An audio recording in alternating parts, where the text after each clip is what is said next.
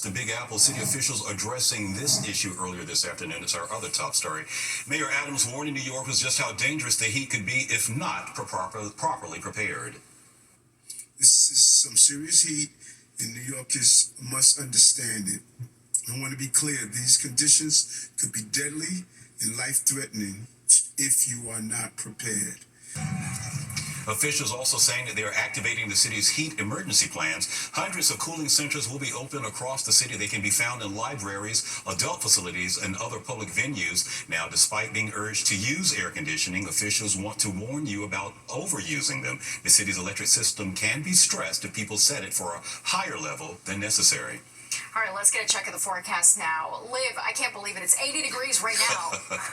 I know, and it's going to be 80 degrees again when you wake up tomorrow, and this is the coolest day we'll have for the next few days. So that's why we have an extreme heat warning throughout all 5 boroughs, most of New Jersey. We have an extreme heat watch out on Long Island because it's not going to be as hot as it's going to be, especially for areas in inland New Jersey, but still a lot of the tri-state under this extreme heat warning. So what does this really mean? When does it start? Well, it starts tomorrow, noon, to 8 p.m. on Tuesday. Wednesday's still going to be a hot one, though. Heat index values up to 107 degrees. So I think especially, again, those areas in inland New Jersey that get really warm, we could see temperatures that feel like 105 to 107.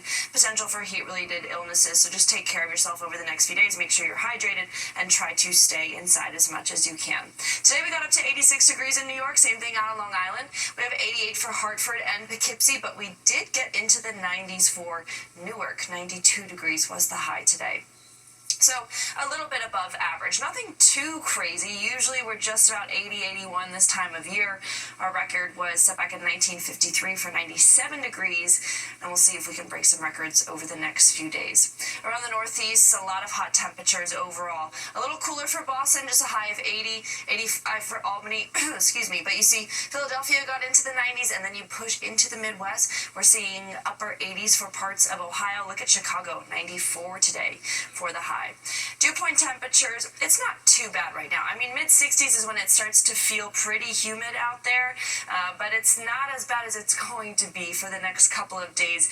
We'll see those dew point temperatures kind of steady out in the upper 60s and then even crossing into the 70s. So Sunday, Monday is going to be really brutal, not just with the heat, but also with some high dew point temperatures.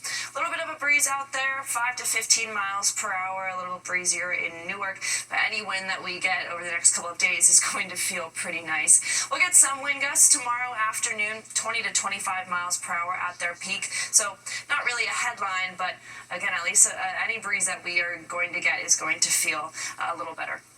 High pressure is going to keep us dry. We barely saw a cloud in the sky today, and this high pressure lingers around for the next 5 days or so. So while we have heat as the story, we're really not expecting to see much rainfall until probably Thursday. I mean, there's a couple shower chances here and there, but Wednesday and Thursday is when we start to see an increased chance of some showers. I think we'll be fine until about Thursday. Lows tonight, 74 degrees in New York, 68 out on Long Island, 71 for Poughkeepsie. Tomorrow, mid-90s, so this is when it really starts. Remember, it starts at noon is when we get under that advisory, and then it's a hot start to the week. Monday, 95 hot and humid. Tuesday's peak heat, 98 degrees, but we stay in the 90s for Wednesday before we cool off just a little bit by the end of the week with some showers on Thursday. All right, Liv, we're notified. Thank you. Well, President Trump says Iran's 3 key nuclear sites have been destroyed by U.S. strikes. We're going to continue our breaking news coverage with a look at how we got here. And early voting wrapping up tomorrow. Concerns over the heat have lawmakers changing rules around polling sites. What voters standing in line will now legally be able to receive in order to keep cool. We'll be right back.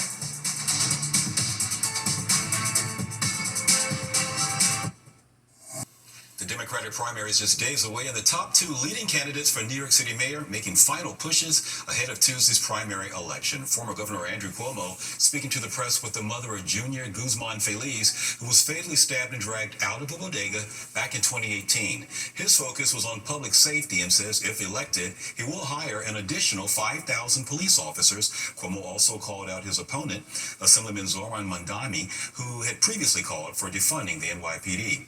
Mamdani going for his final push today, joining more than 200 working-class New Yorkers at a Get Out the Vote rally. Supporters say that the city's working-class majority, including communities of color and immigrants, have backed his mayoral bid since day one of his campaign. And time is running out to cast your ballots early tomorrow, the final day of early voting in the city.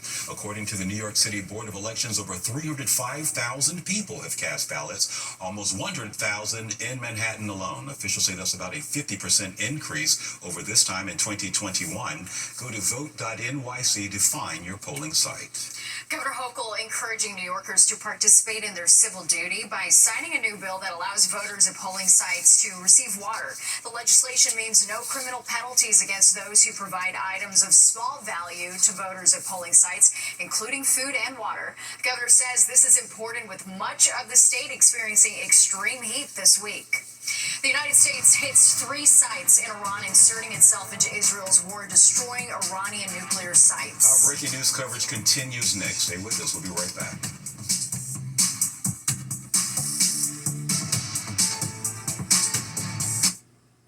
Go for on-the-go updates. Just download the free app in your phone's app store.